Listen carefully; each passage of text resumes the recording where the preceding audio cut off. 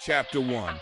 The fall Sami Beg had been the school's top quiz competitor for 3 years straight. Trophies lined the shelf above his desk. Gold, silver, even an intercity champion shield. Everyone, from teachers to parents, expected only one thing from Sami: to win, always. So when he stood on stage at the National Academic B Finals, buzzer in hand, and forgot the answer to a question he'd studied a dozen times, the silence hit harder than any sound ever could. He stared at the blinking light. Time was up. He was out. Chapter 2. The trophy that cracked Sami returned to home in silence. The principal had tried to smile. "You did your best," his teacher said. "It happens, don't worry." But he heard what they didn't say. "We expected better." He choked. That night, as he reached for his water bottle, he accidentally knocked over one of his trophies. It fell, cracked in half. He stared at it. A part of him whispered, "Good. You didn't deserve it anyway." Chapter 3. The withdrawal. For the next few weeks, Sami stopped participating in quiz club. He avoided the library.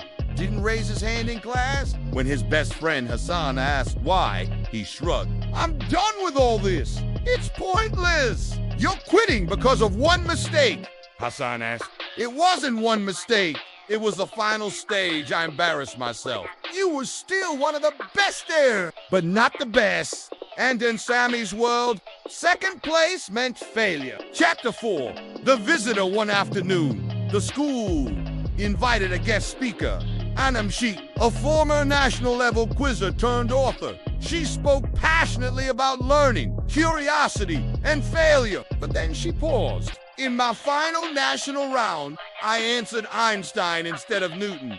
Lost the trophy." The hall laughed gently. She smiled. It felt like the end, but it became the beginning. That moment taught me more than any win ever did. Sami sat up.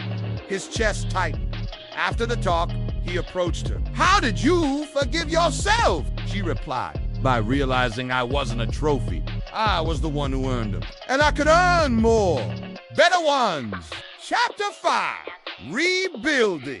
That night, Sami pulled out his cracked trophy and placed it back on the shelf, not as a symbol of failure, but of humility. He returned to quiz practice, not to win, but to enjoy the game again. He asked new questions, explored topics he'd never studied: astronomy, art history, philosophy. He helped junior students prepare for their first competitions, and slowly, people noticed a change. Chapter 6. The new Sami. 3 months later, a junior student, Manal, froze during her first quiz.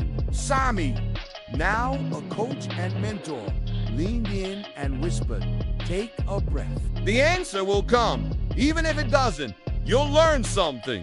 She smiled. "Got it right." Later, she said, "You're a great teacher." It was the first time Sami realized maybe his purpose wasn't just to win, but to help others do so too. Chapter 7. The return at year-end. Sami was offered a chance to rejoin the National Quiz League, not as a player, but as a student coach. He accepted. He stood on the same stage, watching his team perform. Some winning, some losing, all growing. At the end of the night, one of his students gave him a gift, a small trophy made of cardboard. It read, "To the one who taught us how to lose and win again." He smiled, eyes wet. This one, he thought, meant more than all the golden ones before. Epilogue. Cracks of gold years later, Sami became a writer, like Anam Sheikh. His first book, The Broken Trophy. Why Failing Was the Best Thing That Happened to Me. It opened with a photo of that cracked trophy, and below it a quote, "We are not our failures. We are what we do after them." Moral of the story: failure is not the opposite of success. It's part of the journey. Trophies can break, but the lessons they represent are unbreakable. True winners are not those who never lose, but those who rise wiser each time. Don't tie your worth to victories. Tie it to growth.